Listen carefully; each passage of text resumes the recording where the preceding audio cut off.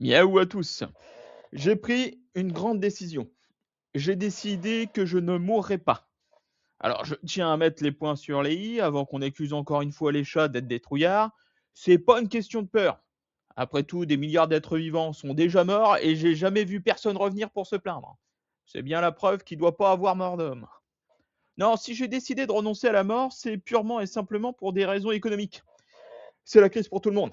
Alors, il est vrai que dans mon cas, j'ai le temps de voir venir parce que, comme vous le savez, j'ai 9 vies. Mais justement, c'est pire. Et qui dit 9 vies dit 9 morts. C'est un budget dantesque et c'est pas la grande faucheuse qui va payer mon gourmet 3 étoiles. Hein, je suis outré par les tarifs de la mort. J'en viens à hésiter de demander à un tueur en série de gérer mes obsèques. Alors j'avoue, comme tout le monde, au début, je les voyais d'un mauvais œil, mais si on laisse 2 secondes de côté les préjugés, ces gens, c'est des pompes funèbres sociales. Prenons un exemple. Votre congénère humain, champion du monde de cache-cache, Xavier Dupont de Ligonnès. Le gars, en une nuit, il a enterré 5 personnes, 2 clébards, il a fait le ménage, a créé une terrasse qui rendrait jaloux tous les experts de Jardiland et il a fait ça gratuitement. De bon cœur. Non, moi je vous le dis, si quelqu'un le retrouve, filez-moi son numéro, hein. C'est le meilleur moyen de faire des économies de bâtard. Parce que les pompes funèbres classiques, bon, OK, c'est un peu plus légal, je le concède. Mais quand tu vois les tarifs, faut pas s'étonner qu'il y ait des morts qui se réveillent le jour de leur enterrement, hein. Ils te vendent un cercueil basique d'entrée de gamme qui ressemble à rien à 800 balles. Et quand tu leur demandes ce qui justifie ce prix, les gars te répondent en bégayant attendez, il est molletonné quand même. Bah tiens, bah bien sûr. Mais il a raison le couillon, on n'y pense pas assez à ces petites choses.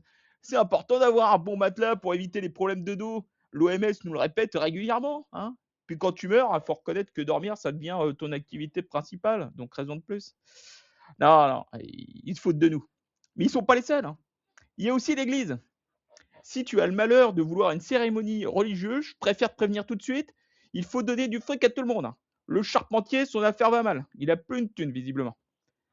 On commence par l'aumônier, en charge de l'animation de la cérémonie.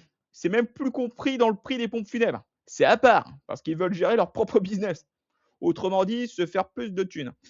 Ah lui, c'est le meilleur de tous. Il te dit, vous mettez ce que vous voulez. En général, le prix, c'est 250 €, mais c'est un ordre d'idée, hein. Vous mettez vraiment ce que vous voulez.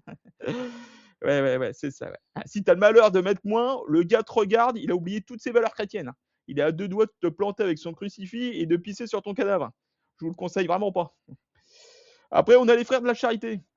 Alors eux, c'est vraiment des bénévoles, mais ils prennent leur petite com. Ah, il faut pas déconner, hein. Ils portent le cercueil quand même. Enfin, ils le portent, c'est vite dit. En général, vu qu'ils ont, 150 ans d'âge moyen, ils le font plutôt, rouler sur une espèce de brouette pour boîte à échelle humaine. Ça ressemble à une Citroën Ami pour ceux qui veulent mieux imaginer la chose, hein. Et enfin, on a aussi la quête finale pour la paroisse dans son ensemble, parce que je cite, au début de la messe de dimanche prochain, ils vont citer le nom du défunt. Voilà, c'est tout. Et ça vaut minimum 10 balles, hein.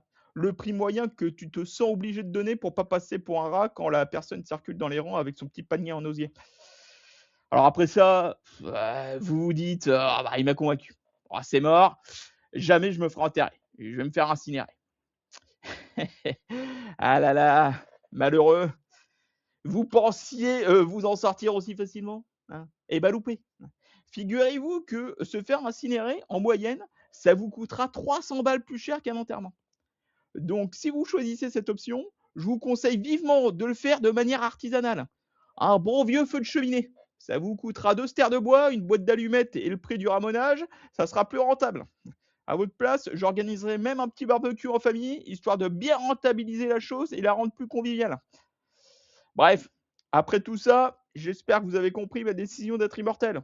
Et j'espère également que vous me suivrez dans cette voie, pour votre bien. Enfin, pas toi, Donald Trump.